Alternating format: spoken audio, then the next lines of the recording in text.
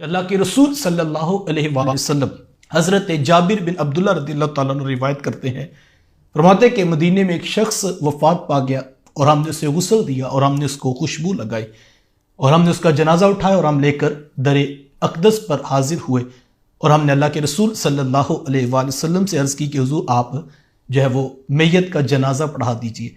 صحابہ کی عادت کریمہ تھی کہ وہ پہلے حضور کی خدمت میں حاضر ہوا کرتے۔ اللہ کے رسول صلی اللہ علیہ وسلم ساتھ چل پڑے تو صحابہ فرماتے ہیں چند قدم حضور چلے تھے کہ محبوب علیہ السلام رک گئے اور حضور نے پوچھا کہ کیا کوئی مرنے والے پر قرض باقی تو نہیں ہے؟ تو صحابہ نے بتایا کہ حضور اس کے اوپر قرض باقی ہے۔ تو حضور میں کہ پھر تم جنازہ ادا کر لو، میں جنازہ نہیں ادا کروں۔ اتنی بات ارشاد فرما کے حضور واپس پلٹ کے حضرت ابو قتادہ رضی اللہ تعالی عنہ وہ بھی مجمع میں موجود تھے تو ان کو سخت پریشانی ہوئی کہ چند پیسوں کی وجہ سے یہ اتنی بڑی سعادت سے محروم ہو رہا ہے، تو انہوں نے بڑھ کر آگے صحابہ سے کہا کہ اس شخص کا قرض میں ادا کروں گا۔ وہ کتنا قرض تھا؟ 2 درہم۔ حضرت ابو قتادہ رضی اللہ تعالیٰ عنہ نے ذمہ داری لے لی۔ صحابہ پھر حضور کی خدمت میں آئے اور عرض کی کہ حضور ابو قتادہ نے کہا ہے کہ وہ یہ قرض ادا کر دیں گے، لہٰذا کرم فرمائیے آپ خود آ کر جنازہ پڑھا دیجیے۔ حضور میں ابو قتادہ کو میرے پاس بلاؤ۔ وہ حاضر خدمت ہوئے تو حضور میں ابو قتادہ یہ قرض تم ادا کرو گے؟ عرض کی حضور میں ادا کروں۔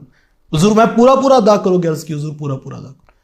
پھر فرمایا کہ ابو قتادہ کیا قرض خواہ یہ قرض تم سے اب طلب کرے گا؟ میت کے ذمے اب کوئی قرض نہیں ہے، میت بری ذمہ ہے۔ انہوں نے کہا جی حضور وہ قرض میرے سے مانگے گا اور میں ہی ادا کروں گا۔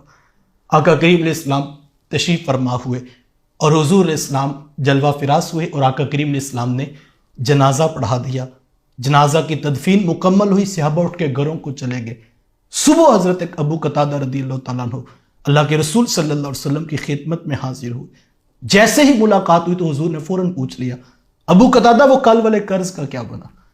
تو عرض کی حضور وہ کل ہی تو وفات ہوئی ہے، یعنی ابھی 1 دن تو محبوب گزرا ہے، تو مطلب یہ تھا کہ میں ادا کر دوں گا۔ لیکن حضور نے فوراً پوچھا کہ ابو قتادہ وہ کل والے قرض کا کیا بنا؟ تو حضرت ابو قتادہ رضی اللہ تعالیٰ عنہ بات سمجھ گئے، فوراً واپس چلے گئے، جا کر اس شخص کو قرض ادا کیا جو 2 درہم کا قرض تھا۔ وہ ادا کر لینے کے بعد پھر حضور سے ملاقات ہوئی تو حضور کے لبوں پہ وہی دوبارہ سوال، کہا ابو قتادہ وہ کل والے قرض کا کیا بنا؟ عرض کی حضور میں نے ادا کر دیا۔ فرمایا سارا ادا کر دیا؟ میں سارا ادا کر دی۔ حضور فرمایا کہ الان بردت علیہ جلدہ، فرمایا کہ ابو قتادہ اب اس شخص کی جلد ٹھنڈی ہو گئی ہے۔ میں اور آپ اپنے اندر اتر کر دیکھیں ہم کس جگہ پہ کھڑے، کوئی لاکھوں کا قرض نہیں تھا، 2 درہم کا قرض تھا، اور محبوب علیہ السلام 2 دن تک اس قرض کی ادائیگی، ایک صحابی نے کہا ہے کہ حضور میں ادا کر دوں گا۔ حضور نے صرف اتنی بات پر نہیں بلکہ دوبارہ پوچھا تھا کہ یہ ذمہ داری لیتے ہو؟ میت بری ذمہ ہے؟ عرض کی حضور میت جو ہے وہ بری ذمہ ہے۔ پھر حضور نے دوسرے دن پھر پوچھا، تیسرے دن پھر پوچھا، اور 3 دن کے بعد فرمایا کہ ابو قتادہ اب اس شخص کی جلد جو وہ ٹھنڈی ہو گئی ہے۔ 2 درہم کا قرض تھا تو محبوب علیہ السلام 3 دن تک پوچھ کر اس شخص کے معاملات کو دیکھ رہے تھے۔ میں اور آپ دیکھیں ہم کہاں پہ کھڑے، میں اور آپ اپنا محاسبہ کریں، لاکھوں کے قرض لے کر ہم مطمئن زندگیاں گزار رہے ہیں۔ بلکہ ہم ایک مجلس میں بیٹھے تھے، یہاں پر تو اتنا بوجھ بھی نہیں سمجھا جاتا، ہم ایک مجلس میں بیٹھے تھے تو ایک صاحب وہ تذکرہ چلا تو کاروباری لوگوں کی باتیں بھی کاروباری ہوتی ہیں، تو وہ صاحب کہنے لگے کہ جناب وہ کون سا کاروباری ہے جو اپنے پیسوں سے کاروبار کرے؟ فن تو یہ ہے کہ لوگوں کے پیسے لوگوں کے ہوں اور کاروبار ہم کریں اور نفع ہم پہنچائیں، ہم اس کو فن سمجھ رہے ہیں۔ میں نے کہا کہ جناب آپ اتنا قرض کیوں لیتے ہیں؟ آپ ذرا معاملات میں تھوڑا سا غور کر لیں تو اتنا بوجھ نہ اٹھائیں اپنے اوپر۔ تو وہ کہنے لگے کوئی ٹینشن نہیں، اتنی کمپنیوں سے کام کرتے ہیں، پیچھے سے اولاد کے لیے اتنا کچھ بنایا، اولاد دیتی رہے گی۔